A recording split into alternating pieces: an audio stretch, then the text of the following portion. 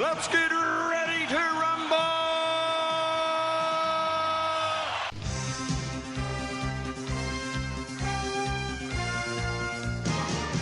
Welcome to Netflix vs. Cinema, the podcast that does what it says on the tin. Netflix vs. Cinema. I know what you're thinking. You're wondering, hang on a second, how can you be Netflix vs. Cinema when there is no cinema? That is true. There is no cinema at the moment, even though I feel we might be inching ever closer to cinemas reopening in some way and giving us some Christopher Nolan goodness. My name is Tosin, and I am the host, based up in Coventry, well, in the Midlands. And joining me on the Isle of Wight, first of all, is Sharon. Hello. Yes. And also on the Isle of Wight is Shaun. Hiya. Yes. Right. Well, go. Okay. So first of all, before I get on to asking you about how you guys are doing, I want to say Netflix or cinema. How are we doing things when there is no cinema? Usually we go to the cinema. We see 3 things at the cinema between the 3 of us. We see 3 things on Netflix and other streaming platforms. We weigh them up out of 5 and we say, who has won this week? Who is winning this big battle for our eyeballs? Is it Netflix or cinema? But with no cinema, what we're doing is that we're going to have a bit at the beginning where we talk about our viewing habits, what we've been watching, what has been good, what's not been good, or what we haven't been watching, or what we started watching and thought, oh, for goodness sake, I cannot be bothered. And then we will have, in the middle of the show, will be a cinema section where we will speak to somebody. And I was just explaining to Shaun. Shaun was talking about one of the interviews that we've done recently. And we're saying, we just speak to somebody who just loves cinema. And we ask them a couple of questions about why they love cinema. And I'm loving the sort of like revolving door of views and stuff that we've been getting over the last couple of weeks. It's such a good part of the show that I feel like when cinemas open up again, I want to keep a little bit of it in. I don't know about you guys, but I think I still want to keep a little bit of the interviews going. Yeah, I think it's a good idea. I think it's a nice idea. Always nice to have a little bit of either, because it can either be controversial or, you know, I don't mean in a nasty way, but, you know, like a bit of disagreement, a bit of agreement. And it's always good, I think, to have different takes on things. Yeah. I'm looking forward to what we have. Like something I will mention later, which I think okay. you 2 reviewed, and I think I finally caught up with it. I didn't see it when you did. So yeah. Sounds like it's a fight. Sounds like it's a fight brewing. Right? It's like Netflix versus cinema versus Shaun versus Sharon versus Tosin. Yeah, sorry, Sharon, you were going to say. No, I like the interviews. I did like them when we used to do them as part of our older podcast, our radio show it was then. I'm used to. We used to interview people around the hospital at the time. I used to always like those bits and always was interested to hear what people had to say about their filming, their cinema experiences. So, I like them. Yep, good stuff. So then we'll have that bit in the middle where there's going to be a cinema section where we talk about, it's a celebration of cinema, what it means to us, what it means to all of us people who come together and watch films just for the pleasure of it. So, how have you guys been doing? What have your viewing habits been like? Off you go, Sharon. I'll let you go first. Shaun's waiting to drop his bomb at the end. Just waiting to lob a bomb in there. I can feel Shaun wanting to lob a bomb. I could start now if you want. I haven't watched a great deal, but so I can get mine out of the way quite quickly. Then you can get on with yours. So I finished off a series on Netflix called Letter to the King.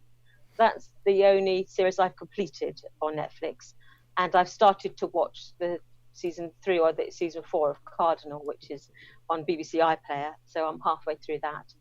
So I haven't watched a great deal. I have finished Letter to the King.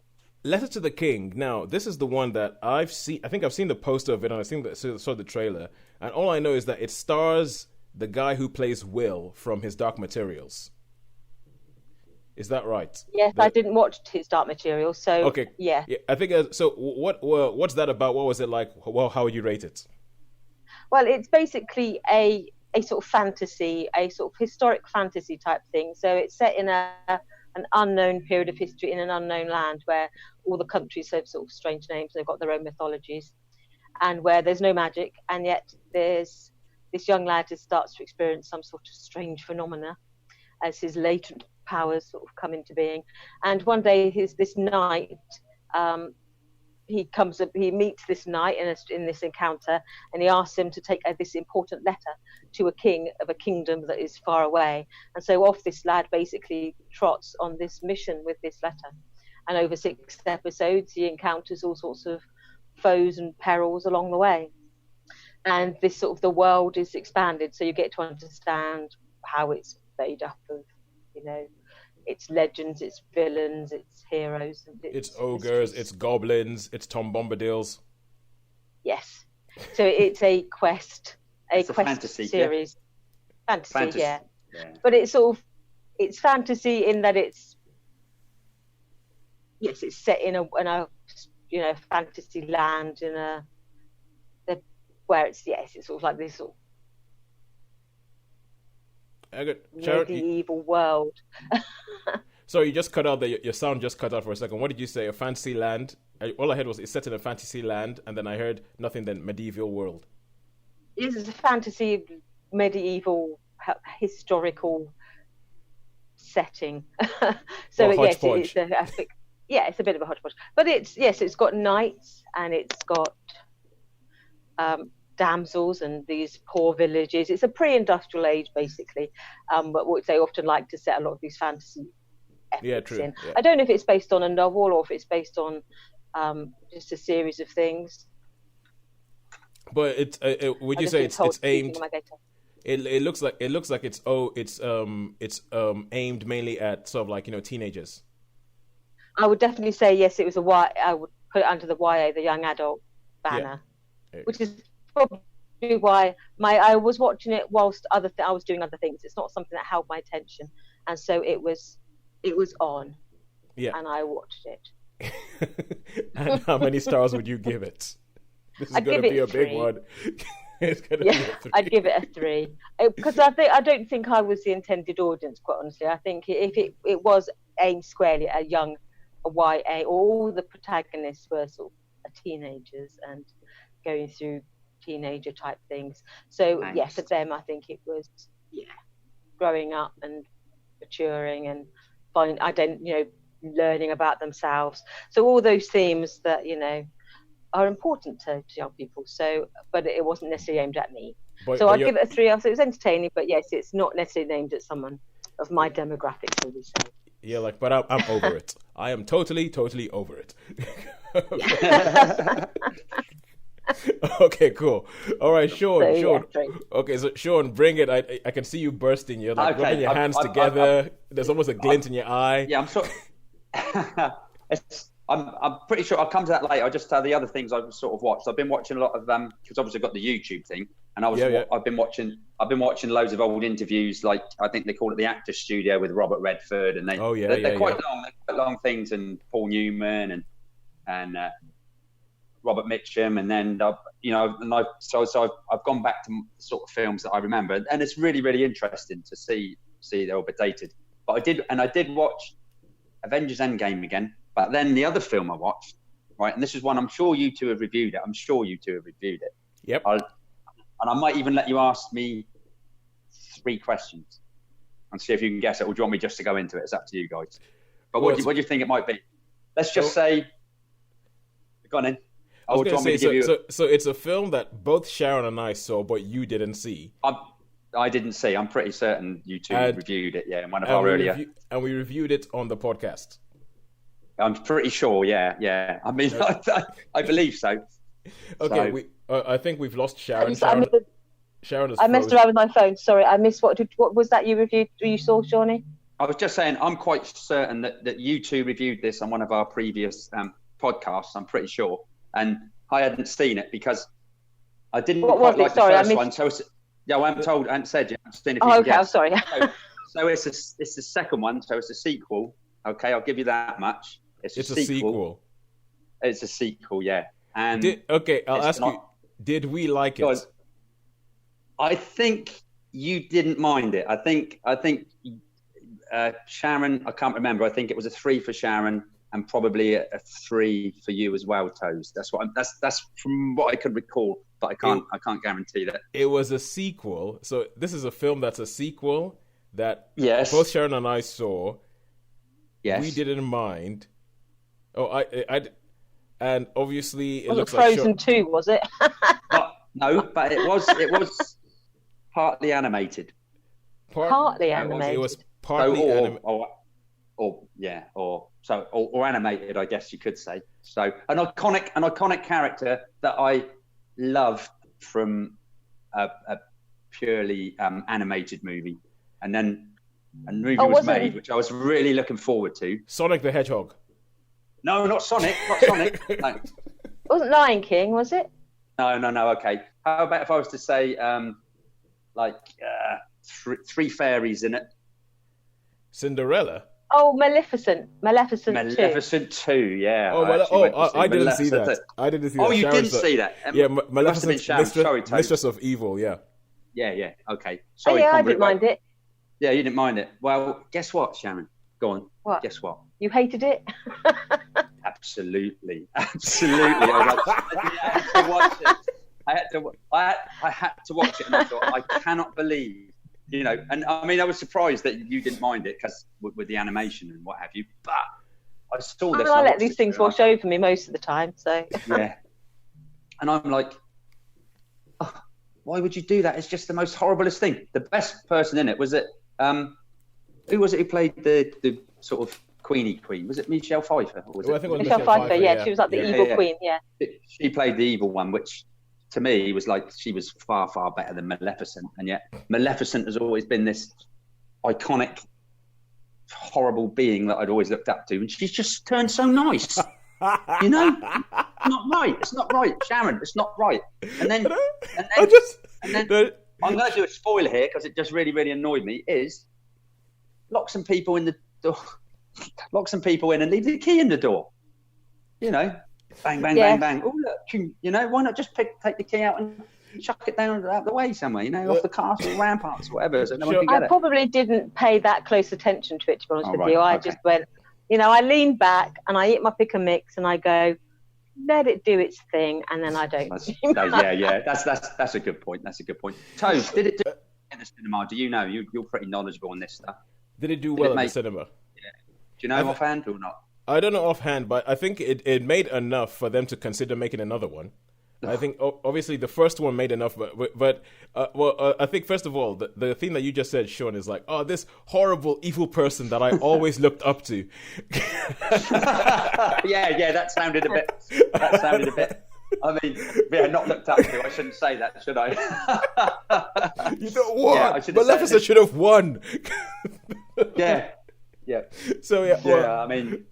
So but I think I understand what you mean. But yeah, there is this trend where they go into a film and then they try and make the bad guy the focus of the film. And if you're going to make the bad guy the focus of the film, to a certain extent, you're going to make the bad guy the good guy. And I think it's stupid. I think if it's a bad guy, why are you trying to make them a good guy? And it's a bit like Venom, what they did with Venom. I think I remember growing up reading Spider-Man comics, and Venom was like the worst thing ever. Like, I just wanted Venom to be killed because he was just this horrible, horrible thing. And now they're trying to make him a good guy and make him like carry movies. And I'm thinking, no. Yeah. I'm like, no. He's supposed to be a bad guy. Leave him alone. Let him be a bad guy. Just leave him alone. No one needs to start giving me backstory to explain how, somebody pushed him in a puddle once, and that's why he decided he was going to destroy the whole world. It's like, it's like, oh, come on, please, no. But yeah, I agree with you on that.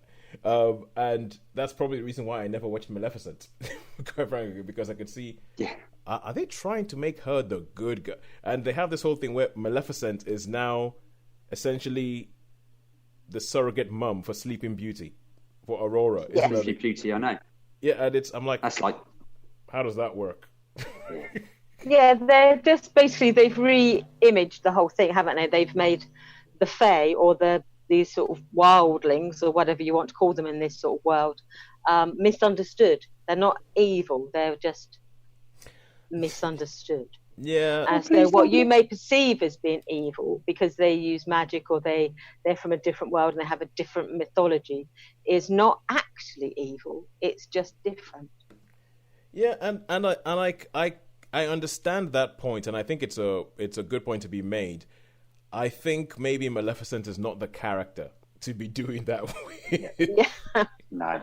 Because when you take the original cartoon, she was out and out evil, isn't she? She's just an out and out bad guy. She was. Yes. Yeah. There's no shades of grey there. She's just not a very nice person. And I feel like they've gone to a lot of efforts to build a whole mythology around her to excuse the whole thing, to make her good. And I'm like, that mythology did not exist in the first place. There wasn't like a question about the Fae in the original Sleeping Beauty movie. There wasn't a question somewhere where you're thinking, oh, I wonder who that person is. Oh, man, it would have been good if we had more time to spend with them. We only had 5 minutes. There was none of that. And they've gone to great lengths to build a mythology that excuses a character. And I'm like, that might have been better spent building, like, what was that thing, Carnival Row? Like, make something original, a bit like Carnival Row that does a similar kind of trick with that. But it's, and I think does it better. But hey, I haven't watched the Maleficent movie, and that's part of the reason. So, okay, now, on to what I've watched. On to what do you want my star rating? Oh, yeah, star rating for that. Yeah. Do you want my star rating? Okay. Purely for Michelle Pfeiffer. Purely for Michelle Pfeiffer. She was class. Yeah. But come on, Angelina Jolie's cheekbones had to have at least half a mark. The makeup. Come on, give it a point for the makeup. Yeah. I know. I don't think she's that. To be honest, even in real thing, I think she's like, what can I say? I don't know what I can say really. But I don't think she's that hot. I don't think she's. As everybody said, no, she's not my cup of tea. I have a friend, Matt, who is. Last time I checked, he was somewhere. I think probably Japan. So I have a friend, Matt, and Matt would say, and he would argue, because obviously there was this whole period where Angelina Jolie was seen as a sex symbol, and everybody was like, "Oh my God, Angelina Jolie! Oh my God, check her out!" and all that. And he refused. And I think his reasoning was she looks like her dad, and her dad was obviously John Voight. And as far as he's concerned, he couldn't get past the fact. He's like, she looks like her dad, and I am not saying that John Voight is hot. Oh goodness, no! I look the same. He's like, I refuse to say John Voight is hot. Therefore, Angelina Jolie cannot be hot because she looks like her dad. And it's like, and that was his whole reasoning behind it. Okay, so. Going on to people who are seen as hot, and the film that I saw this week, I saw a film on Netflix called Extraction, and this is a film. Oh yeah, with Chris Hemsworth. With Chris Hemsworth, and one of the first takeaways I got from this film was like, oh my God, they're letting him actually be Australian. So this is one of the, I think it's one of the only films I've seen of Chris Hemsworth where he's actually being Australian, and it's the whole idea is that it starts off in India. And you have this, it starts off as a school, and you see this kid. And this kid, you get the idea that he is well off because he finishes school, he gets into like a gleaming black Mercedes-Benz, gets driven home to this big house, and everybody's like, where were you? You're supposed to come straight back home. Then he goes out partying at night, he sneaks out of the house, goes partying. And while he's partying, somebody comes, like 2 policemen come up to him and his friend going, oh, what's that? You smoking something? He's smoking something? Oh, don't worry. We're cool. We understand. You have your whole lives ahead of you. Then they take out a gun, shoot his friend in the head, put a bag over his head, and shove him into the back of the car. That was unexpected. Exactly. And then it turns out that he's actually the son of the biggest drug lord in India, who is currently in jail.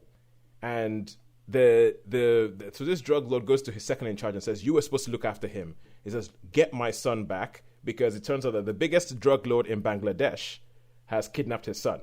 And he says, get my son back, otherwise your son and your family are dead.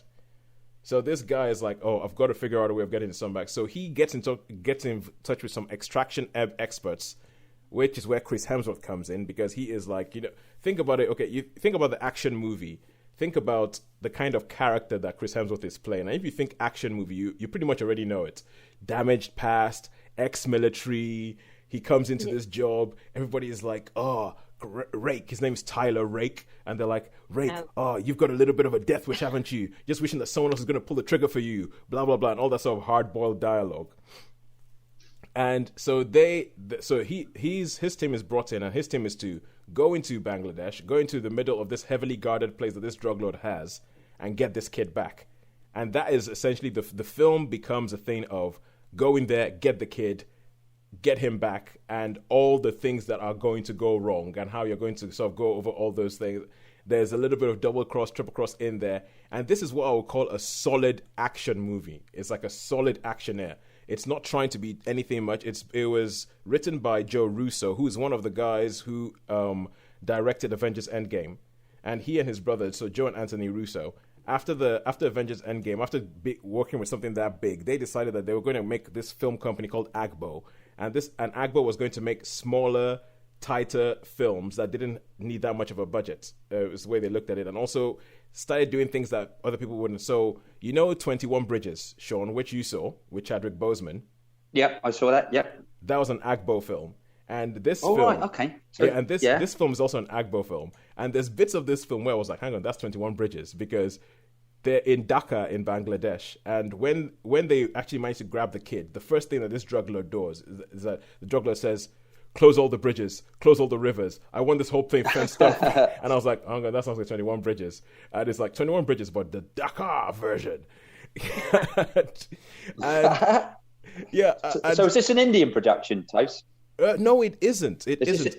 No? Oh. It isn't an Indian production. It is an American production, but it's very international. So they have made, and I feel like they have gone to great lengths to make it international. And even like the team that are going to go into Bangladesh and going to take this kid out, there's a lady who looks like she's Indian. It wasn't made clear whether she was Indian or Bangladeshi in the film.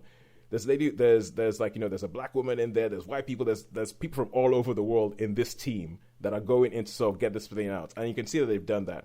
And it is filmed there's bits of it filmed in Thailand. There's bits of it filmed in India. I'm not sure how much of it was filmed in Bangladesh. But I actually got in touch with a friend of mine, Sayma Chowdhury, and who is she is Bangladeshi, currently living in Dhaka. And I asked her, have you seen this film?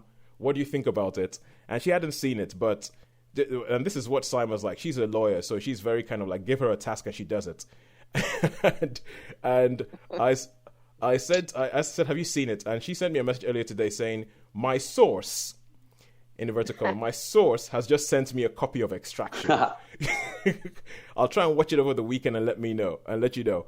But she essentially got back with me just before we started recording this, and she's watched the whole thing.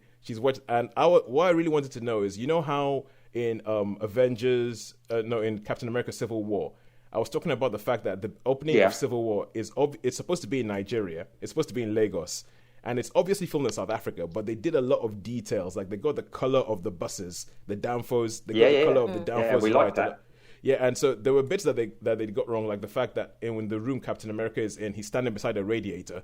And why would you need a radiator in Nigeria? But but apart from that, it's like, and they have a very similar thing, and it's the same director. The director who did that wrote this. And you feel, and I was watching it, not having been to Dhaka, not having been to Bangladesh, had a feeling that they had spent a lot of time trying to get the local bit right and trying to get that bit right. And you can feel that it doesn't feel like someone has gone and made the travel log version of what Dhaka is like. And it's the action scenes. I was to say the action scenes, Shaun, I think you'd like them.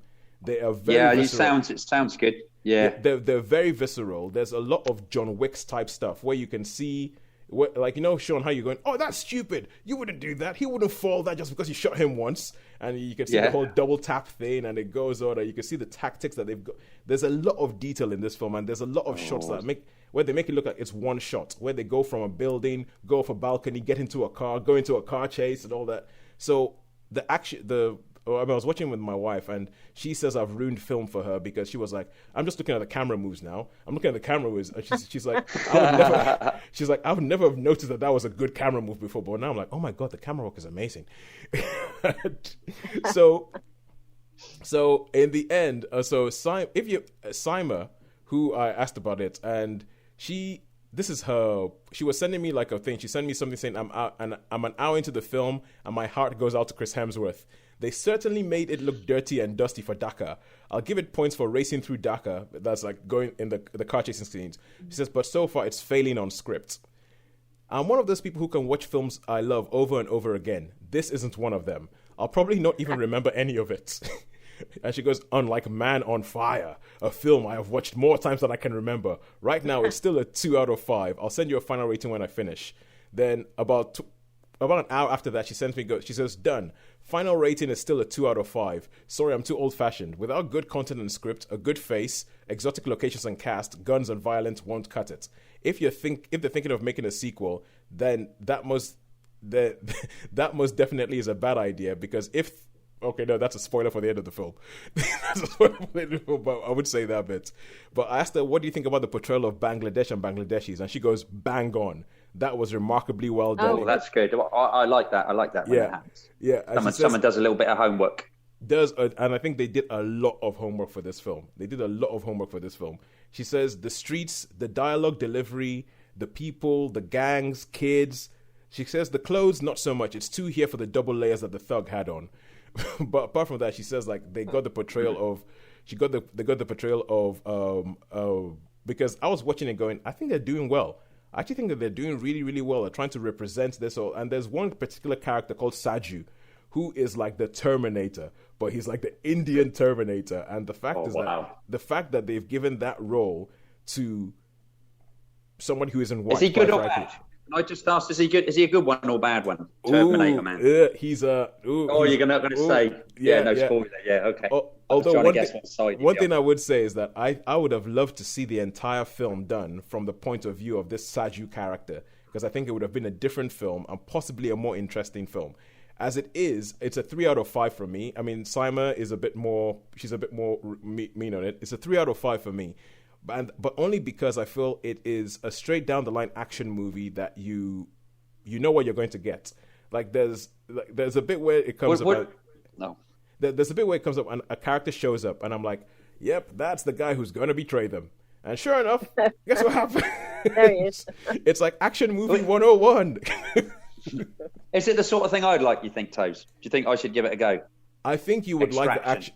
I think you would like the action scenes, Shaun. I think you would like the action scenes. I think you would, in the sort of John Wick type of way. It's not as slick as John Wick. It's a lot more sort of gritty and down and dirty, so to say. And I think that there's some bits with the camera work and things I think you would like. There's some bits with the military stuff. I think you would like it, but I'm sure that you find something that isn't quite right. and also the fact that it's in a different locale and it's not a place that we've seen on screen millions of times. It's not racing through New York. It isn't going through LA. And the fact that it's sort of, and I think even the way they portray the gangsters on the Indians, they're not just faceless thugs. They're not just there's a little bit of an attempt to give them a sort of backstory and give you a little bit of view into their life or what it's like living on the streets of these cities.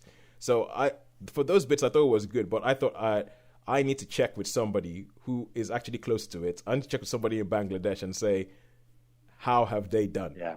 How have they done? Because I'm thinking that they're doing well, but there could be something a bit more subtle that I've missed. But she says, yeah, they did really well. And I think that you can see the detail that they put into it to make sure that they didn't just go, we need a locale with a whole bunch of faceless people that we can just kill off.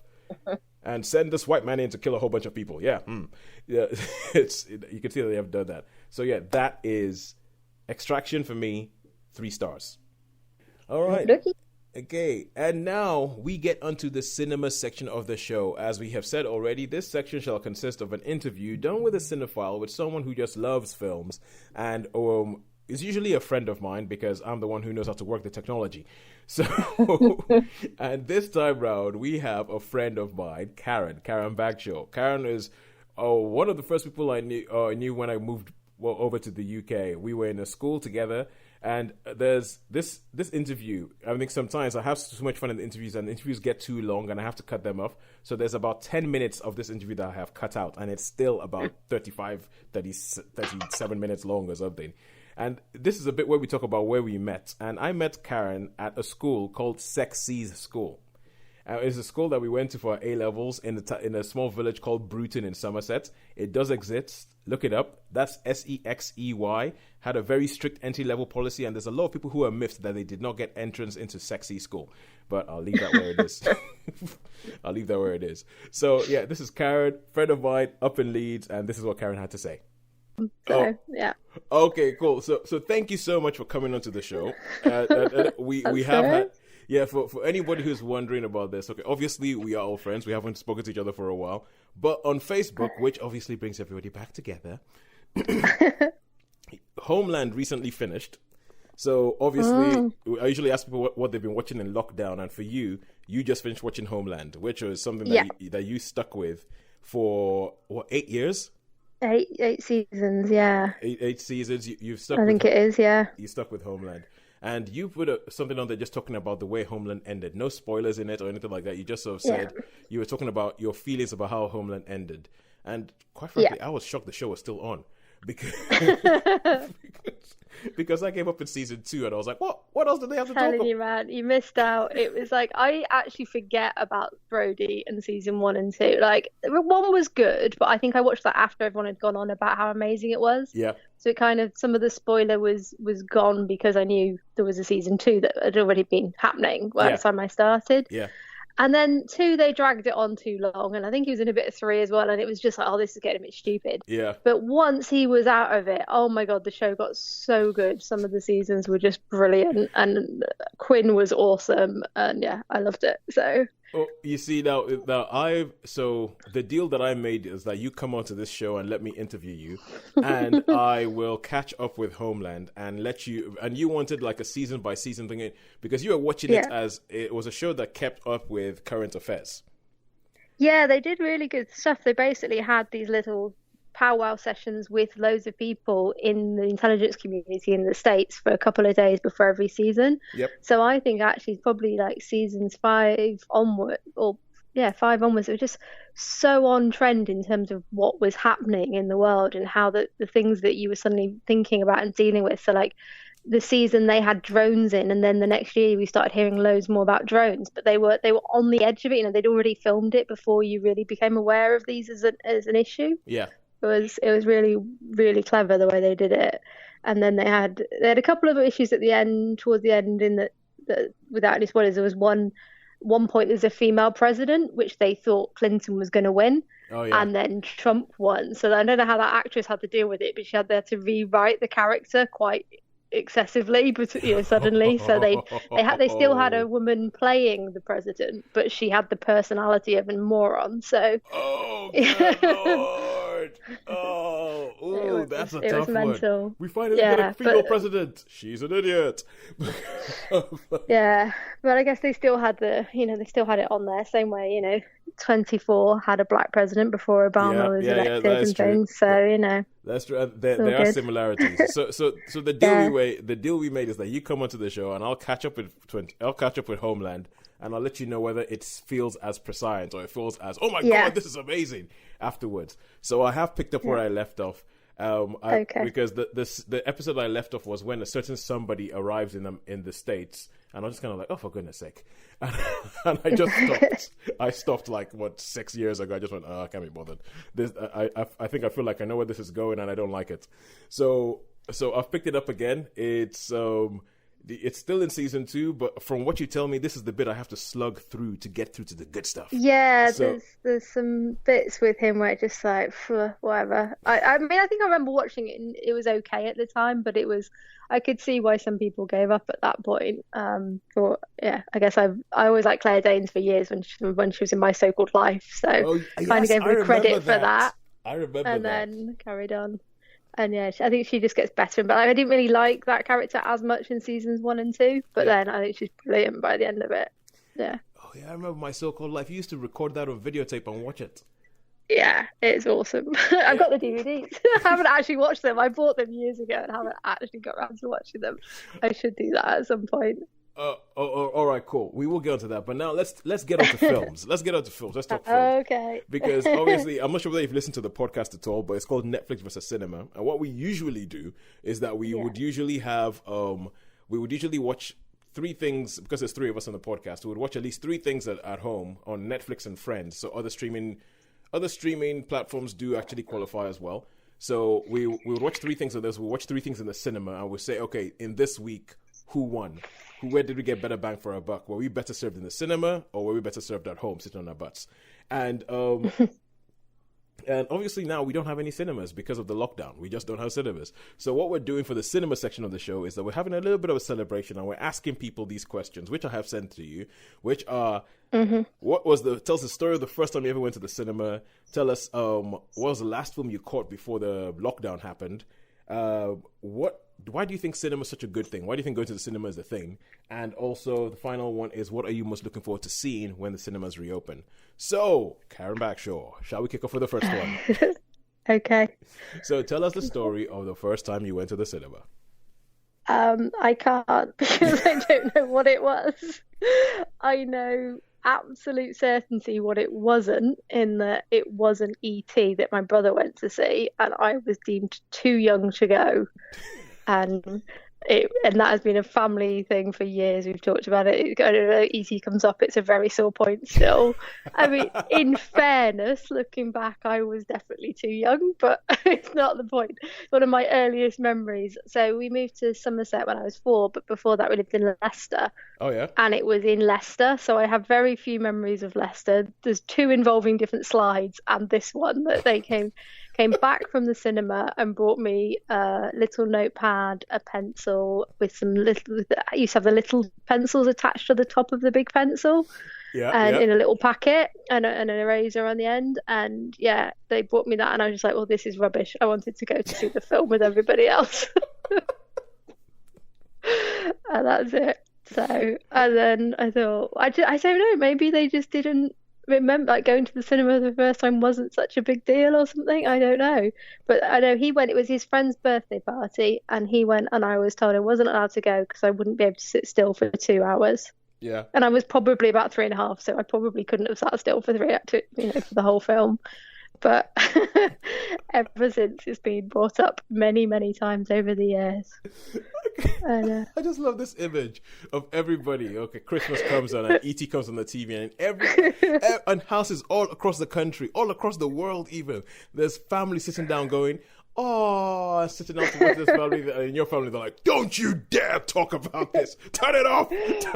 No, I'll happily watch it now. I have seen it since. I just know that I didn't get to go to see that at the cinema. And then somebody made us these stuffed E.T. teddy bear things that we've still got at the house somewhere. They're really good, actually. They look really realistic, but I think it was just some random lady my mum knew made them for us. So we had one of those each, which, again, just rubbing it in over the years. And then I thought, I don't know what I went to see, and I was thinking about it. I can remember different memorable cinema trips or whatever, but I can't remember what it was. I asked Mum and Dad, and they said, "Well, it wasn't E.T." It was their instant response. So what is the first of your memorable experience? What's your earliest memorable? I honestly can't remember, because they said, well, we moved to Somerset, and then the cinema was 25-minute drive away, and it was just a bit too much hassle to go all the way to the Oval for it, I think. So they think it probably was something in Cornwall when we'd have been on holiday camping and it rained, so then we tend to go to the cinema then. Oh yeah. On any rainy days in Cornwall, we'd go to Truro Cinema. So it was probably something then, but I think it was just scuppered by the fact that and this is really weird, because my whole childhood is about, like, films. I can tell you so much about 80s films, and I've seen all of them. But I think we moved, and that's right around when home video came in. Oh yeah. So gotcha. We just had everything on video. We would record everything off the TV. I mean, they've still got some of them. They're slowly starting to think they might get rid of them now. But we probably had 200-300 films from the telly recorded by the time we were teenagers. I do remember your collection. I think it was actually from your collection that I watched the original Star Wars trilogy all the way through for the first time. Really? It really was.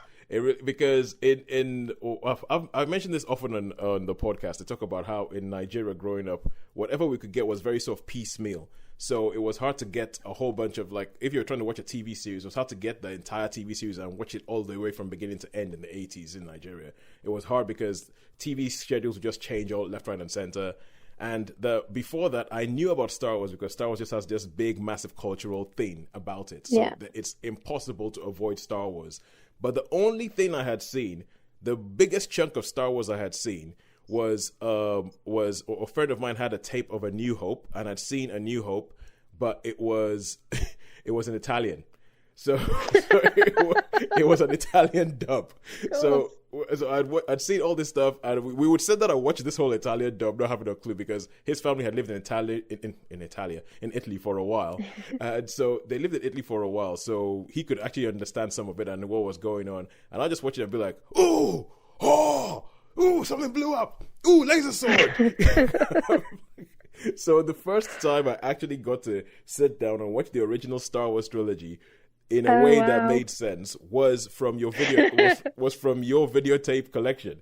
That I was like, I got into an argument / bet with my friend's husband in the pub one day that I said the first time Star Wars was shown on telly, it was only called Star Wars, but that the initial starting scroll did say Episode 4, A New Hope, not 1. Yeah. And we got into a bit of a disagreement about at what point it was officially known as that. And I was like, it was from the first time it was on TV, and those videos proved it. So you're like, look at it. Look at the adverts. It was on ITV. Look at the adverts in between.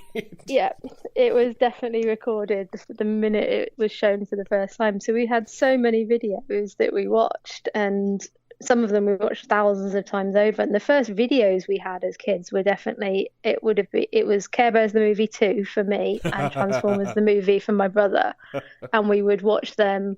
If we had time to watch both, we would watch both. And if we only had time to watch one, we would watch Transformers, because I liked that as well. Yeah. And my brother was bigger than me. So, yeah.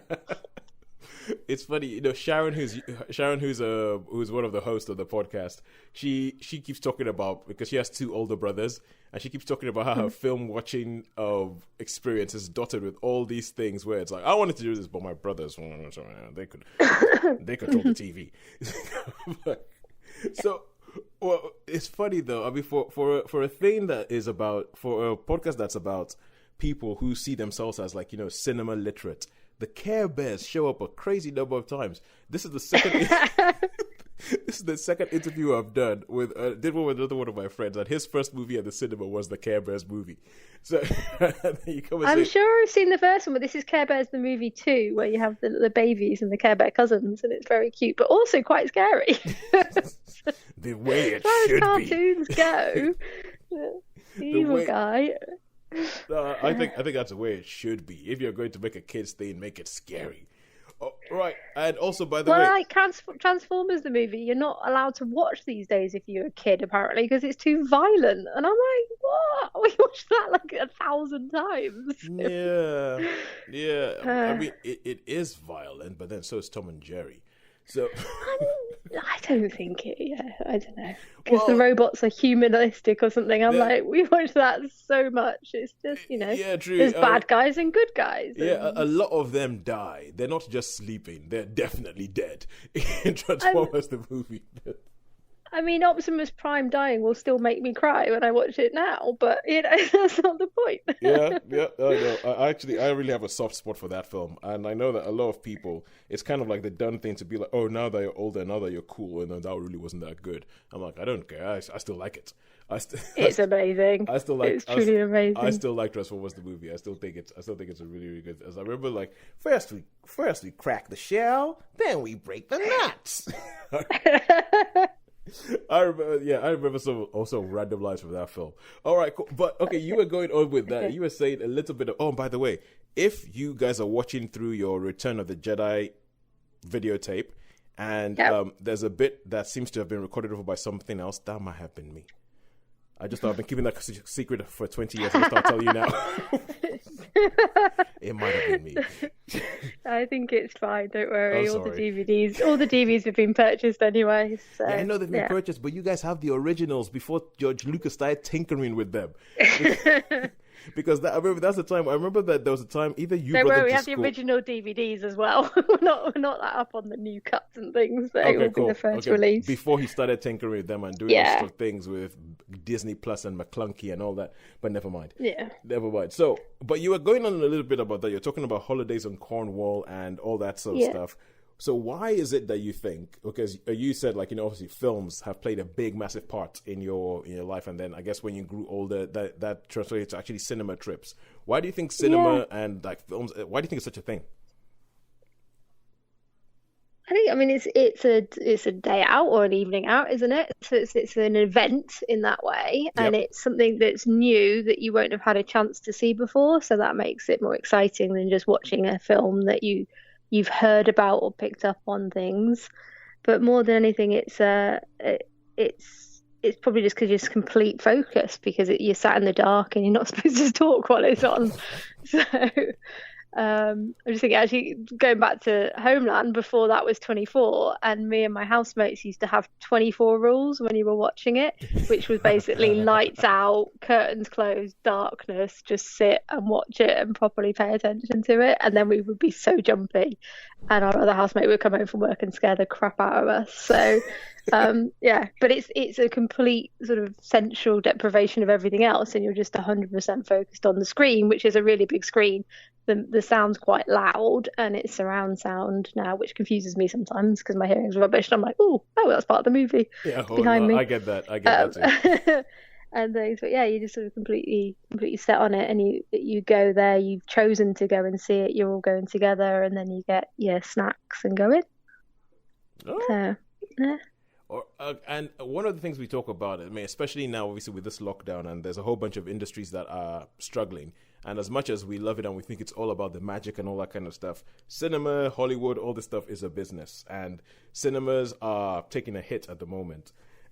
So for instance, if somebody told you today that, okay, that's it, cinemas can't handle it anymore, we're all going to have to go Netflix, Disney Plus, iPlayer, all that kind of stuff, how would you feel about that? I don't think it's going to happen. I think they will take a hit and they will be smaller, but some of them won't survive, unfortunately. So there's a couple in Leeds that are like old school cinemas, been around since the 1900s. But I think it is too much of an event thing for people to go to that it will happen. As with everything, it will have to adapt in some way. So I know they're sort of bringing back drive-in cinemas in the States already, talking about doing it in London. But there's already, it's evolving in that way. You know, you've got secret cinema happening every year. You've got hot tub cinemas happening. You've got a lot more outdoor cinemas, even though it's England and likely to rain on you. They're going ahead and doing it anyway. So I think, you know, it is such a big thing in people's lives that I can't see it going completely. But yeah, it's... So for you, it's in their interest to keep it going, so they will work out how to do it, as you say, because it's a business. They'll figure out a way of making it come back, even if it has got some sort of. I mean, they're saying about yesterday was it they started talking about opening up in a couple of weeks. Yeah, mid July. Mid July they're talking. Yeah, views coming back with some random algorithm for managing to sit you near each other, but not within 2 meters of other people or something. So. I don't think I'd be going yet, but then there's not going to be anything I really want to see at the moment, probably. But I think, yeah, it's been around for so long. Why would you not have it come back? Well, why would you try and keep it on for some reason? Yeah. Because as long as I think about it, I think about someone like Netflix, because one of the reasons why the show came up is because when you look at the business model, Netflix are thinking, well, we don't have to pay for any heating. We don't have to pay for any staff. We don't have to pay for anything like that. We just give it straight to your eyeballs. So for Netflix, it's infinitely cheaper to run their business than it is for like a cinema chain, so to say. And the whole thing was like, well, are people just going to say we prefer this? But I know personally speaking, I mean, since this lockdown, I've been like, no, cinema has a reason, cinema has a place. Netflix is in cinema. Netflix, it's like cinema's more social as well. Than you choose to go and watch a film with people that will also enjoy that film that are your friends. So it can be combined with going out for dinner, having drinks afterwards as well. So it can be a bigger event thing. Well, so. It can be, even though nowadays most of the times I go to the cinema myself. So I say that I actually do tend to go by myself, and actually now you've got cinemas like Everyman that have the food in the cinema as well. You can have pizzas and burgers and things and sit on a sofa, which is more like Netflix. So it's all blurred, yeah, but you're getting me into a whole other discussion. that depending on how long this lockdown goes on, is something that I'm going to get onto, which is like talking about the greatest cinemas you've been in, or like the greatest cinema watching experience that you've actually had. But let's go. You got time, right? Yeah, well, I was saying Leeds has got two cinemas that are like proper old school, which are both brilliant. So there's the Hyde Park Picture House, which looks like you could film period films there and you wouldn't notice any difference. So and then there's Cottage Road Cinema, and I think both of them go since about 1912, 1915. I think one of them is the longest running cinema in England and things. Oh, wow. And they're genuinely really, I mean, Hyde Park's really, really pretty. Cottage Road's really sort of Art Deco, retro. In fact, Wincanton, the town I grew up in, had a little cinema as well, an old cinema at one point, which was also a bingo hall. It was very bizarre. But Cottage Road is a bit like that in that it's got the big velvet curtains that come across the screen. It's got all velvet seats, and it's got they sort of have an interval. They basically do the trailers, and then the man comes in to sell ice cream, and you can buy ice cream from him, and then they open the curtains again, and then they go again with the film starts. So it's good fun. That's also because I think at the time that we're speaking, then our next episode of the podcast is going to feature Patrick, who is a 70-year-old who used to be an usher. His mum was, I think, a film projectionist in one of the cinemas. So he said that he was pretty much born in the cinema, and he's seen the change in cinemas going. And he was talking about these sort of cinemas and how you would have all this stuff, and it was a big deal. And I'm just kind of tell him to come to Leeds. He'll get to go straight back to it. It's definitely a bit like a time warp. They're actually renovating Hyde Park at the moment, but they are. And Hyde Park, randomly, I went to a film premiere there when I was a student, and they had the premiere of Jay and Silent Bob Strikes Back was there. Yeah, I have no idea why it was there, but it was, and we got tickets, and it was good fun. So the premiere, did they have like the stars of the film and Kevin Smith? No, they didn't have anyone there. I think it was just the first showing in England. I don't think they were doing a proper premiere, so they went, well, let's just do it somewhere random, and they picked this old art house cinema. So, but you got a little, like a lanyard around your neck with a little booklet that had all the stuff in it about it and things. Oh, that's good. That's good stuff. You have those. So Wincanton had one that was a bingo hall as well. The cinema in Truro in Cornwall's pretty old school as well. And then you get the bigger sort of nice, not nicer actually, just cleaner, and sort of snazzier. Just more corporate. Ones. Just more corporate. They have smaller screens now with less people. So like Cottage Road is probably 300-400 people. It's just one cinema, one screen, one room. That's it. And what they show is what they show.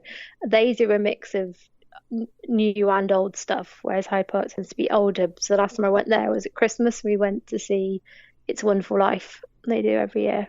Awesome.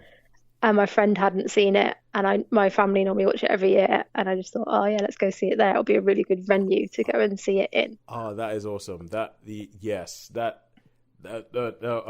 there already. I am there. You're just talking the first time you get to see It's a Wonderful Life, be it in an old school. Oh my word! I saw it on Netflix. Yeah. I wish I'd seen it in a big, massive cinema. Well, and then last year I watched it in colour for the first time, because the remastered version. That was weird. Yeah. I don't think I want it in colour. Yeah, it was really odd. I don't think I want that in colour. All right. So, you started talking about it a little bit. Or actually, let's go first of all. Where was the last film you managed to catch before the lockdown hit? Star Wars. Go back full circle. Go back full circle. Star Wars Episode 9, definitely. Cool. And what did you think? Oh, I loved it. Yeah, I mean, obviously already established big Star Wars fan, so I think the JJ ones have been really good. I think 7 was I really enjoyed. 8 was not so keen on. 9 brought it all back. And actually, when we went to see the cinema, and nobody else seems to have seen this, I don't understand if I feel like I was hallucinating. Thankfully, I had 2 friends with me this time, and they definitely both saw it as well. Yeah. But before the film, I think after the trailers, but before the film started, there was a little clip about 10 minutes, which was or 5 minutes even, which was like basically outtakes from the original trilogy filming. and they had like Harrison Ford and Mark Hamill just mucking around, laughing, getting words wrong in the Millennium Falcon, and just sort of corpsing and cracking up. And it was really cute, and then it had some nice music in the background, and it had a couple of other cuts from the old stuff, and it was just like, oh my god, I'm really emotional. Wait a second. What cinema did you see this in? That was in Leeds. It was just a View cinema, yeah. Really? And I don't know, and nobody else seems to have seen it. Like, we definitely had this random bit before the film that was to do with the old one. I don't know if it's supposed to be a trailer or something. Maybe that's just like a View specific thing. Maybe View got some special kind of like dispensation to show that, because I definitely didn't have anything like that. It was really cool. And then watching the film, I was just so excitable throughout, I think. But I was really excitable when 1, 2, and 3 came out. You know, they may not have turned out to have quite the impact as the others. I do remember. But when they happened, we went through the excitement together. I remember we were probably in school when the trailer for The Phantom Menace dropped, and I remember I remember seeing that going, oh my god, and then seeing the film and coming out going, yeah, that was good, but in the back of my mind there was something going, I don't think it really was. But no, I mean, out of the 3, Phantom Menace is the best, and I think I definitely remember I went on my gap year to the States, so what was really cool is either Phantom Menace or the second one, I got to see 3 months ahead of the UK because they were still releasing things in staggered timings. I mean, it was a lot closer, like I say, as a kid as well. Some of the cinema things maybe that's why I didn't go as well, because my uncle worked for an airline, so he used to nick the films and send them to us well before they came out over here. He used to send little film tapes that he just picked up on the airline when he was a mechanic, so... Or he'd buy them on video when they came. They would come out in the States a year before they'd be hitting the cinema here and things. So, a lot of the times we'd get them that way. I think we had to buy a special video player that could actually handle the stuff he was sending. But yeah, because of the American NTSC thing and stuff. Yeah. It worked out. So, okay, is your uncle retired? Yes. He's unfortunately no longer with us, but that's unfortunate. He used to send videos, films actually, and I think it was him I went to see. It must have been the second Star Wars, and chatting to him about his daughters and what he was going to what order he was going to show them in. So then the thought when 9 came out, she texted us going, "Thinking about your dad today. You know, he would have loved it and stuff." So it's the film. I just get really giddy, I think. I remember going to see, must have been 3 with work people. So it kind of went from school days through to work in terms of gap year and stuff. And then you kind of look back and go, oh man, but they were exciting when they came out. It was good to go and see. Yeah, they were exciting. And then, although Rogue One is what they should have been, because that was amazing. I quite like it. It's funny because I think we have slightly different Star Wars taste. Because of the original trilogy, I actually think Revenge of the Sith is the best, and I didn't really like Rise of Skywalker. Maybe they showed me this outtake things that you shown. Maybe then I would have been in a more nostalgic frame of mind. But I mean, I'm always giddy the first time I see it, so that's a given. But I rewatched it this weekend, because I got it, and I enjoyed it again. So I mean, is it the best film ever made? Is it going to stand? Maybe not, but it's good fun, and it sort of rounded up nicely. And I guess, am I allowed to do spoilers now, or is it still too soon? I don't know. No, go for quite frankly, but I'm going to be honest with you, with this one film, I don't care. One clip where the Ewoks are at the end, and I'm just like, yay! And the Emperor still terrifies me as an adult. So okay, this is supposed to be your interview. It's not supposed to be Tosin complains about Rise of Skywalker again. It's not supposed to be this. But I just feel like as a film, it doesn't make any sense. The film just doesn't make any sense. But anyway, no, I get emotional. Yeah, I mean, there's some bits that are a bit clumsy and things, and some of the stuff with Carrie Fisher's awkward, and the film is massively clumsy. But you just have to suspend your brain when you're watching these things anyway. So. It's massively clumsy, and I just feel like I feel like, okay, the original, right? This is something that I've been thinking about, and I've been thinking, the original feels like it was this lovely gourmet meal that somebody has made for you. The Rise of Skywalker feels like there was leftovers of that meal and someone shoved them in a microwave and said, "Hey, you still like it, right?" And that's what it felt like to me. I was like, come on, guys. The second they had a trailer that we had the Emperor's laugh at the end of it, I was scared. I was like, oh, good Lord, no, don't even go there. Oh, rubbish, they went there. I mean, I mean, the premise of him being back, I'm like, okay, fine. I could argue about that. But once you accept that's what's going on, I think, I like some of the newer characters. I like Rey, I like Finn, I like Poe, so...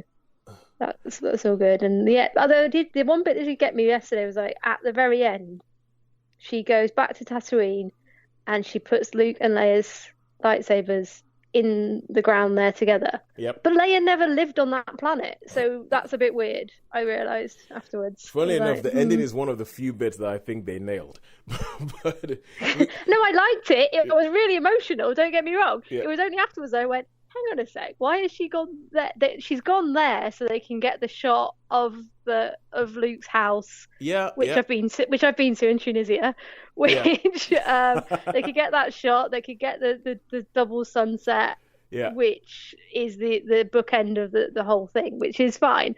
I accept that why they've done it, and I was alright with it, and I say it still found it emotional, but I was like, she never lived there. And the fact that then Rey had a gold lightsaber she'd made herself, I thought, oh, okay, gold, that's an interesting choice. That's all right, fair enough. I have to say, the final shot of the film, I think, is beautiful. I was like, okay. Oh yeah. I was like, they ended up in the right place, but the route they took to get there was stupid. But but I will. This is one point where I feel like I might need to do a little bit of defense, because Leia grew up on Alderaan, which got blown up in the first Star Wars movie. So yes, it would be difficult to go there. Yeah. So I'll give that there, but But she lived in many places, and there was some where they would have been together. So. Yeah, true. True. And I think this. We're gonna get all philosophical here, and I think this is the thing where in Star Wars, it's a fact that it's like a film that is aware that it's a Star Wars film. If you get what I mean.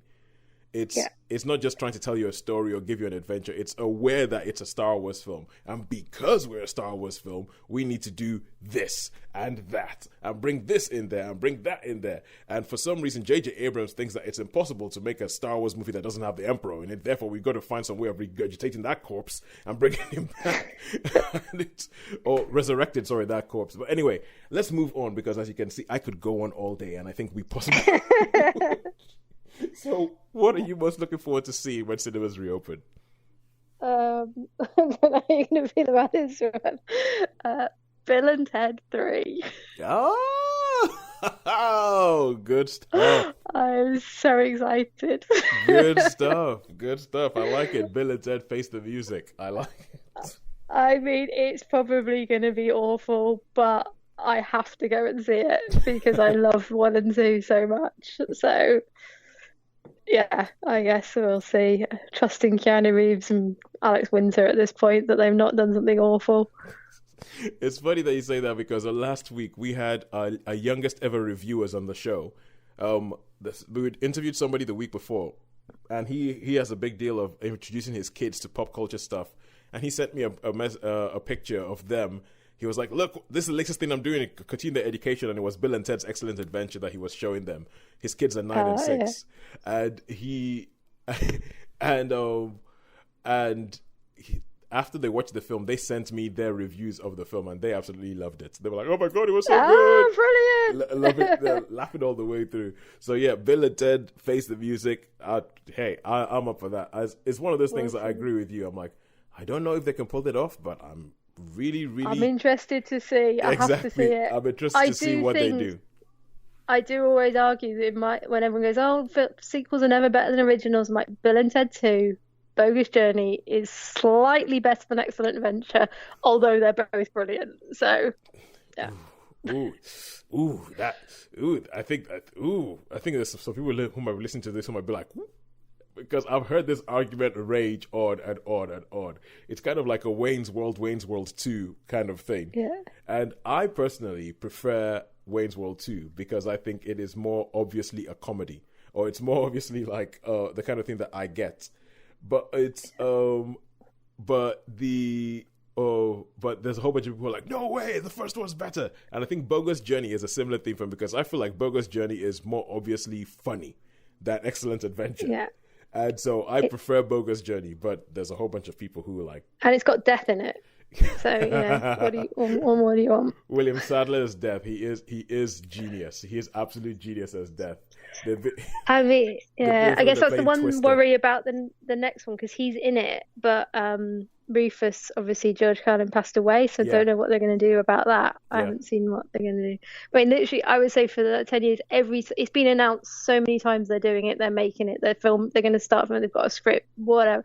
Every time it's announced, I get sent at least 3 times. I get sent the link, and I'm like, yeah, I'll believe it when I see it. So it's been teased for so long that it's probably one of the only things coming out that I'd be quite excited about, actually. All right, cool. Good stuff. Well, and another sequel, actually, Top Gun 2, which I was like, no, it's going to be rubbish. I'm not going to see that. It's going to be awful. Saw the trailer and went, all right, I'm going to go see that. I'm going to have to. It's what films look better on the big screen for me versus which ones will be the same-ish, at least, to watch on a small screen. Yeah. So it's the Marvels, it's the sci-fi that for me, I have to go and see it on the bigger screen. I have to agree with you. I do think that the Top Gun Maverick will look good on screen because it's all about the stunts, which obviously is like Tom Cruise has decided to make his whole life about the stunts. So yeah, so it's a bit like Cristiano Ronaldo. He used to be a good winger, but no, now all about the goals. Tom Cruise is like, forget acting, stunts. Stunts, yeah. And as far as his other stuff more recently goes, not as big a fan of his, but I'm like, Top Gun was class, so we'll have to see. Yeah, I know everybody was making such a hoopla about the last Mission Impossible movie. I think I gave up after about 2 or 3. I don't know. I've seen some of them, but I can't even remember how many there are now. There have been 6. There have been 6. Oh God, right? Yeah. Yeah, 5 I quite like. 6 everybody yelled about like it was this amazing leap forward in action cinema, and I didn't see it or get it or vibe with it. I was just like, no, I don't get this. I don't. Why is everybody yelling about this? I don't get it. But hey, anyway, that's just me. Yeah. Thankfully for some people, though. Well, let me put it this way. Thankfully for some people, their jobs do not rely on me liking the film. So, all right. So, anyway, Karen, thank you so much for coming on to the podcast. Thank you so much for very welcome. Yes. Thanks for having me. Yeah, anytime. It was a lovely trip down memory lane. It was, and it's fine. I could finally manage to unburden my soul about that bit of Star Wars that I think that bit of your copy of Return of the Jedi. I think I recorded over with, I don't know, Who Wants to Be a Millionaire or something. It can't be, because I'm sure I've seen that. We used to watch those films every summer, and I'm sure we would have noticed, and I don't remember it being a problem. But just wanted to say thank you so much for coming on. And until cinemas open up again, I might have to come up to Leeds and do a little bit of a tour around some of the cinemas because they do sound amazing. Yeah, they are pretty cool. You're very welcome to come up. It'd be nice to see you in person as well. Yes, that would be. It would be. And when we're finally allowed to hug again, we'll see. Indeed. All right, cool. Thanks so much. Say hi to Mum and Dad for me. I will do. They send the love. All right, take care, Tosin. Bye. Bye. Once again, thank you very much to Karen Bagshaw for coming on the show and for making me watch Homeland. So, making me watch Homeland. I have now signed up to finish watching Homeland and give her regular updates. Although, to be fair to her, I mean, I got in touch with her after that, and she did say that if I'm not enjoying it by season 6, she will let me off for seasons 7 and 8. That's okay then. And I'm surprised. I'm surprised after what you did to a videotape. I'm surprised.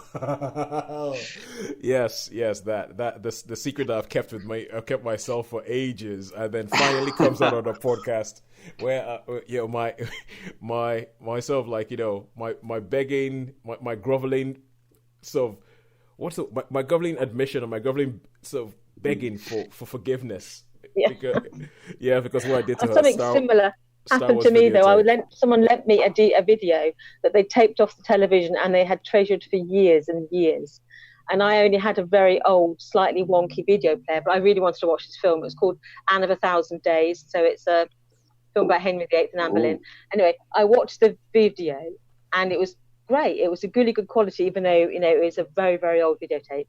And I turned around, I turned back, and spontaneously my video had started recording.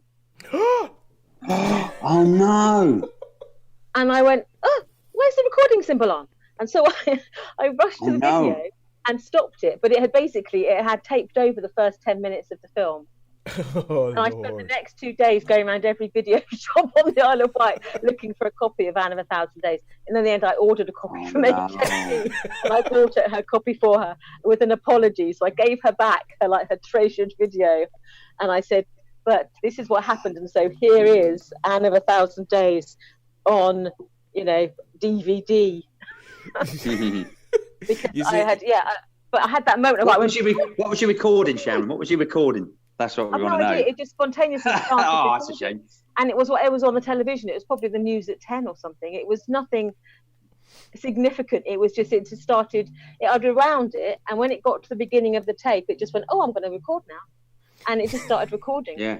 Without me having done. I tell you what, some of those videotapes, really, I know they're all by and by, but somewhere on one of mine was when Ronald Reagan got shot, because they had a news flash, and it was a film. Yeah, that came out. I've said this. I think I've said this before on one of our previous things. Was a film called The Deserter, which was a western, and I was watching it. It was on BBC One. I was really, really getting into it. And it goes, news flash: President Reagan has been shot. So, wow. And you get all little bits like that, and like just little bits like. When you call from the television, you get all. Yeah. So it would be fun. It would be fun to go through them. Probably quite boring, but it'd be fun to go through them and just see if there was any like mishaps with the recording or something ran over. You recorded the wrong channel. Or... Okay. Because I have something similar. Because obviously with what I do with work, I work with videos. I edit videos, all that sort of stuff. Film them, edit them. And part of what I do is also I do VHS tapes. So people if they have old VHS tapes of holidays or anything like that, I transfer them to digital for them. So some of it is actually people just give me these tapes and they're like, oh, we don't know what's on them. And some of it is it's kind of like it's golden, but you don't know where you can put it or what you can do with it. It's like there was someone gave me a tape, and when I started playing it, it was like a video of Match of the Day, but like probably from the second year of Match of the Day being on TV. So you had like Des Lynam with like a 4:3 aspect ratio, and I was like, whoa, this is so cool. And especially when you now get to the points where if they recorded off ITV or something, like you get these old adverts. Adverts, And it's actually. It's really, and that's one of the reasons why I felt so bad about the bit where I slipped hit record and recorded over a little bit of Karen's family treasured copy of the Return of the Jedi, because it's not. I can't go and get that, especially because George Lucas keeps tinkering with them and keeps changing them. Yes. I can't go and get that back. I can't go and get that back. I'm like, well, it has all the ads and all that kind of stuff. I'm really sorry. But I do know that in the Bagshaw's house, they were like, they were video. They had walls of the video stuff. They had walls of VHS tapes. I had something like 30 videotapes that I reused, and I had a notebook with each tape. And so every time I recorded anything, I wrote it down in that page. And then I know which ones I wanted to keep. And so I would mark, where what could be taped over and what was not to be taped over. Yeah. So I had a system for all my videotapes. I used to have like a little typewriter, and like you used to get the stickers. So if you get like the labels, tape, I wrote at the labels, and I used to type on them and literally like 007 to 795, a fistful of dollars. 795 and all that. And it's it was quite fun doing that. So that's one of the. I'm surprised I had the patience to do it, knowing me, but I used to do it. I used to click them in there. But yeah, so yeah, that was it. It was an interesting interview, really. I'm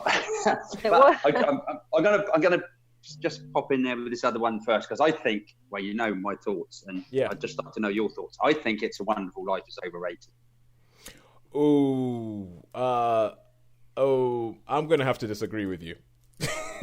Okay. I'm gonna have to disagree with you. I mean, because and I'm usually the kind of person who I don't like the hype. So when something is overhyped and everybody yells about something and yells about it, and then I eventually watch it after a while, I'm just kind of like for goodness sake, why is everybody yelling about this? It's how I feel about the Beatles. I'm like, why is everybody yelling about them? Will you just stop yelling about them? And it's and it's a Wonderful Life. I mean, I remember I saw It's a Wonderful Life. Probably I was still on the island. I remember watching it. It was when we were living in Cowes, so it must have been about 3 years ago. Was the first time I ever saw that film, and I do remember it. I remember finishing It's a Wonderful Life and going, oh my god. That's a great film, and it's one of the few films that has made me feel emotional enough, almost to the point of tears at the time when I finished. So I understand I understand some people might not like it, but I do think it's a great film, and I can understand why people wouldn't like it as well. It's not my favourite Christmas film, because for me it gets so dark. I know everyone says it's a Christmas film, but to me it's like it's just too dark to be a Christmas film. But I think gets so dark that I feel so uncomfortable. But it's a great film, but to me it's not the typical our annual Christmas film. White Christmas is our annual Christmas film. We always see that every year. But so I can understand how people do like it though. Yeah, I mean, I think it's okay. I'm not saying it's a bad film at all. I'm just saying that I think it's highly overrated. I dislike it. Yeah, and I think I can understand that there would be some people who will over-egg the pudding when they're talking about It's a Wonderful Life, and I can totally understand that. But I do think it's a great film, and and I think, quite frankly, probably because of the darkness, I think it makes it a better film. If it had been all sugar and candy canes, meh. I think that's why I don't find it a Christmas film necessarily, because of that depth of despair that he falls to. It's a film about redemption, isn't it? It's not really a film about Christmas. It's just got a couple of scenes in it about Christmas, and everyone goes, "Oh, it's a Christmas film," and it's like, to me, it's not really a Christmas film. Yeah, but okay. So, any other thoughts on the interview? Care Bear movies. What's that all about? Care Bear movies.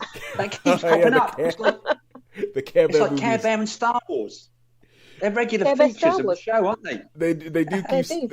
I mean, Star Wars not so much surprising, but the Care Bears, the fact that this is the second mention we've had of Care Bears makes me think, what the? What is it with the Care Bears? Why did they keep popping up? Part of me feels like saying, should I have seen any of them? Sharon, no, they're animation films, and I don't think you would have. I don't even think you watched animation as a kid. Not really.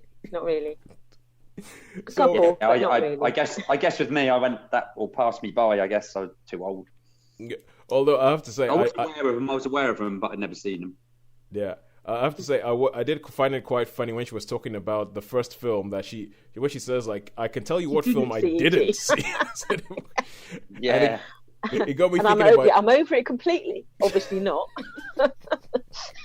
And it did remind me about you, Sharon, and you and your brothers, and how some of your viewing habits were determined by your brothers and all that kind of stuff. Well, in the 70s, my mum went out to work in the evenings. She had an evening job. And so it was me, my two brothers, and my dad. And so, as the youngest, I was not even in the running about what we watched. So I grew up watching every 1970s cop show, every 1970s Western, every 1970s science fiction film. It shaped my whole childhood. Yeah. So, I never got to see, anything other than those sort of male-centric films. So, I never got to choose until I was probably in my teens when I went off to the cinema by myself. So yeah, they did shape certainly my early viewing experiences. So when you went to the cinema, did they just drag you along to see whatever they saw? Often, yeah, because because in the 70s it was a bit of a different world where children did go off on their own, and we were often the three of us with my brother's friend. Again, in our road, there were a lot of families growing up at the same time, and there's a family over the road, and a family down the road, all with children of a similar age. And so often there'd be like 7 or 8 of us would be packed off to the cinema together, not an adult in sight, and we would all be packed off there, and we would go and watch a matinee or whatever. But often we would go down the river as well, and we would go and make a den in the woods, and we would disappear for hours on end without seeing another adult or seeing an adult at all. So growing up in the 70s was a different experience for us to most people. I remember those days. Especially on the islands as well. They were great, really, I think. Yeah, there was nothing to do but amuse yourselves, really, and the trip to the cinema the trip to the cinema was quite a thing, because there was only like the 4 channels, wasn't there, really? Yeah, and then 3 in our house, we didn't have a lot in those days, so no. The TV used to go off at 12, didn't it? The TV used to go off at 12. There's no more television in the mornings. There's no television, and summer holidays had Why Don't You? So yeah, going to the cinema with my brothers and with some of the children in our road, that was what we did. We would, especially in the summer, if there's a film that we'd heard anything about, we would clear off down the pictures. So there was never anybody telling you, "Oh no, you can't see E.T. You're way too young." They were just kind of like, "We're going to see this. No. We're going to see Dirty Harry. You're coming with us." Yes, it was. Yeah, absolutely. It was just like that. There was nothing like, "Oh, that's not suitable for you." I just watched. I watched Exorcist when I was about 9 or something. And so yeah, there was that. We were left to sort of basically, get on with entertaining ourselves, and to a large extent. So we weren't as hyper protected as maybe young people are today. And Shaun, we did a lot of stuff with just the children. So yeah, Shaun, it looks like you're about to say something.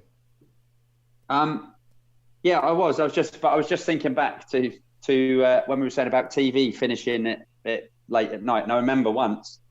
I really, for some reason, I really wanted to see the original Universal Frankenstein, which was on about 9 o'clock.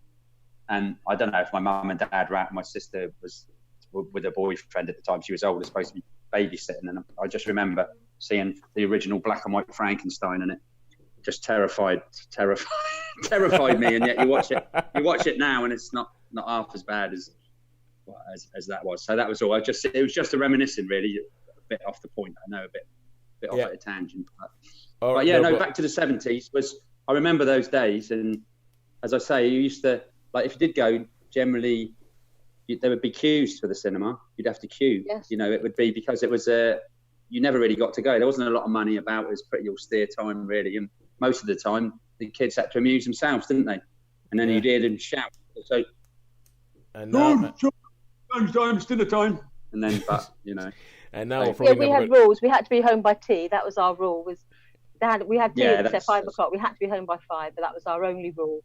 And so we would go out in the morning with a packed lunch sometimes, and that would be it. We wouldn't have to come home until tea time. And then if we went out in the evening, we had to be home by dark, which was a bit misleading when it's like in the summer and you would not know what the time was. So we'd turn up at 10 o'clock at night, and it'd be like, you should have been home, 2 hours ago. Did you ever play games like, Sharon, what's the time, Mr. Wolf, or please Jack, may I cross the water, and or Mother May I? Did you ever play any of those games, or did you? We played a lot of games in our road, because our road, there's a big green. Yeah. There's 2 greens in our road, so we would play every evening in the summer. We'd play outside with all the children in the road. So we would play British Bulldog a lot, and cricket a lot, and rounders a lot. And I'm beginning to worry that we're showing our age. I'm beginning to worry for anybody who's listening to this, and if you're listening to going, what the heck are they talking about VHS? What are you talking about recording over a tape? What do you mean, the Sky Plus box? Do you mean the Virgin box? No, we're talking about VHS. Look it up in the history books. If you're listening and you do not understand anything that we're saying, enjoy your youth. Don't waste it. Look after your back and your knees. They will serve you well in your later years. For anyone who doesn't understand those things. But yeah, there was a whole other world that we're probably never going to see again. We're not going to see people queuing up for cinemas because you're going to have to book and show up at a certain time and all that. But also made me think about Shaun. You know Karen's in Leeds. Leeds is besides Bradford. Yeah. We want to go to the widescreen weekend sometime when we're allowed to actually go, when it's allowed to go back on widescreen weekend in Bradford, record an episode of the podcast there. And she was mentioning those two cinemas in Leeds, the old school cinemas in Leeds. The Would you be up Dhaka for that one as well, Sharon? sounds amazing. I don't mind driving. That'd be great. Love it. I love driving. Yeah. Yeah. Okay, then. So we'll arrange that. We'll arrange that. Go up there and see exactly what a gaslit cinema is, because I still don't know. That sounds amazing. Yeah, like kind of proper art. Well, there's the later one was the Art Deco one. It was the earlier one. But yeah, that sounds amazing. Yeah. All right. I love Art Deco. It'd be cool. All right. So before we wrap up with playing the game of what do we think Karen looks like based on her voice, before we do that, I just want to give a little bit of feedback because I have finished watching Homeland season 2. Oh. Just to say, I finished watching Homeland season 2, and it did recover, because what I said was that there was a point in Homeland season 2 that something happened, and both myself and my wife went, "Oh, for goodness sake!" And we just couldn't be bothered to watch. We couldn't be bothered to watch the next episode, and that was about 8 years ago. We just couldn't be bothered, and we just said, "Forget about this. We're not watching this anymore." And so I went back and forced myself to watch the next episode. It probably took me about 2 weeks to watch, 4 episodes to get to the end of the season. And it did recover. I think the season did recover, although there is this storyline that I am going to say, I'm going to refer to it as Homeland, a love story.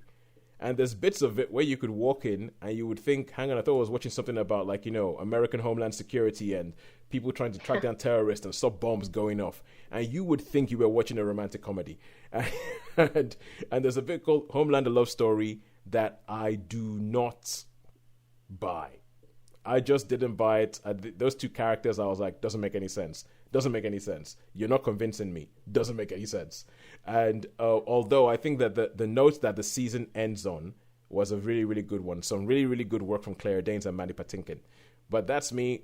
Homeland Season 2. Over the next couple of months, expect to get the review of Homeland Season 3 and the review of Homeland Season 4. And when I get to Homeland Season 6, if I'm still not enjoying myself that much, Homeland Season 7 and 8 might not get a look in. But anyway. So, what do we think Karen looks like based on her voice? Who's going to go first? I don't know if I'm very good at this game. You were pretty good last week. You were pretty spot on last week. Okay, I'm going to say about 5'6", quite slim build, short black hair. All right. Like a bob sort of thing, maybe, or not a bob as such, but similar sort of style. All right, and Sharon? I don't know. I was thinking sort of sandy brown hair, curly hair, not too tall. Smiley. I was just thinking, smiley, curly, sort of light mid-brown hair. I don't know. I was thinking, grey, hazel eyes. Are we close? Hazel eyes. Ooh, now, let's see. I think in between both of your descriptions, you're getting close. In between, there's bits both of you kind of got right, but I will leave that for Karen. I'll leave that for Karen to tell us and show us and tell us exactly how insulted she is by what by the guesses of what we think she looks like based on her voice. Okay, and her hair color is one of those that I don't know, like how there's some hair colors that I still don't know what people are talking about when they say oh, strawberry blonde. I'm like, what the hell's that? I don't know what strawberry blonde is. And there's all these. Nice way of saying ginger.